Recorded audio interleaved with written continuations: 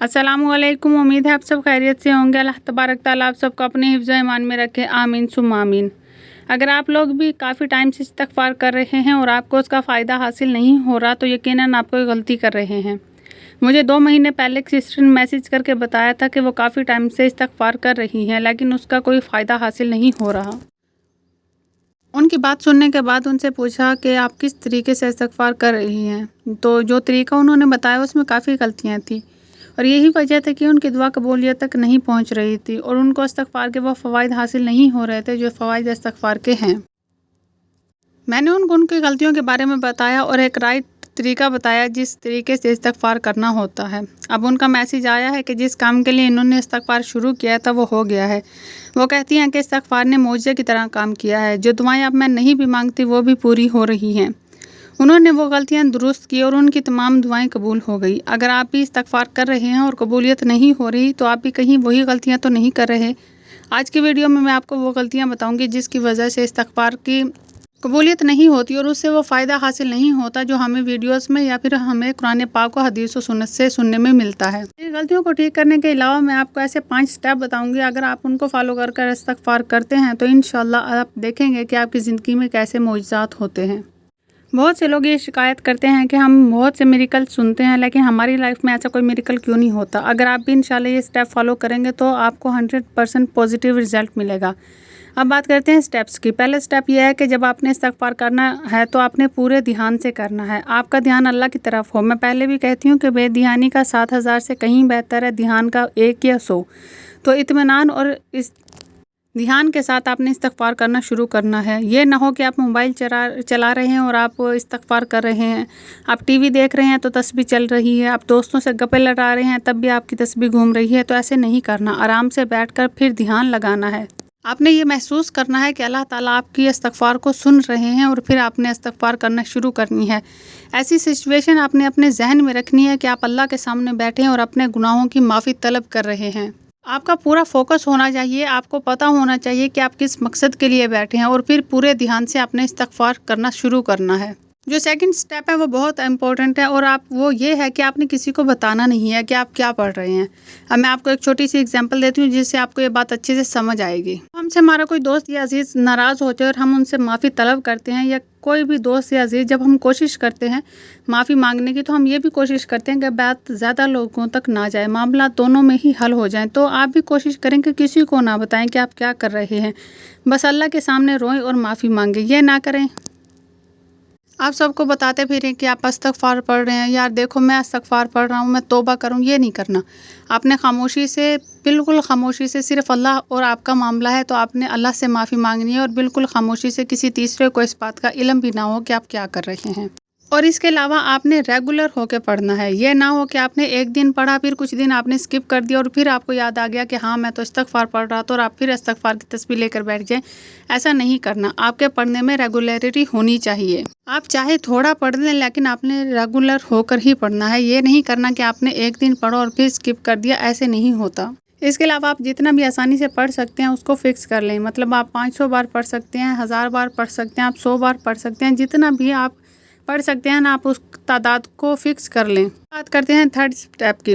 तो जब आपने तादाद फ़िक्स कर ली तो अब आपको टाइम फ़िक्स करना है। अगर मुझसे कोई पूछे तो मैं उनको असर और मगरिब के दरमियान का वक्त ही कहती हूँ, क्योंकि जो वक्त ये वक्त होता है ना, इसमें आज तक मैंने जितनी भी दुआएं मांगी है मेरी वो कबूल हुई हैं और इंशाल्लाह मैं जल्द इस पर एक वीडियो भी बनाऊँगी। तो तादाद फ़िक्स करने के बाद आपने टाइम फ़िक्स कर लेना है और डेली आपने उसी वक्त पढ़ना है। ये नहीं कि आप जब फ्री हुए आपने तब पढ़ लिया, नहीं।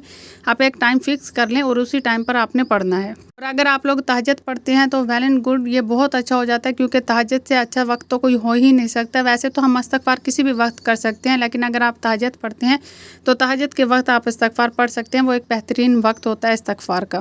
फोर्थ और सबसे अहम स्टेप वो है यकीन। आपका पक्का यकीन का होना बहुत ज़रूरी है। मैंने बहुत से लोग देखे हैं जो कोई भी वजीफ़ा या कुछ भी अगर उसको एक से ज़्यादा बार देख लेते हैं तो वो सोचते हैं कि चलो पहले आज़मा लेते हैं फिर कर लेंगे।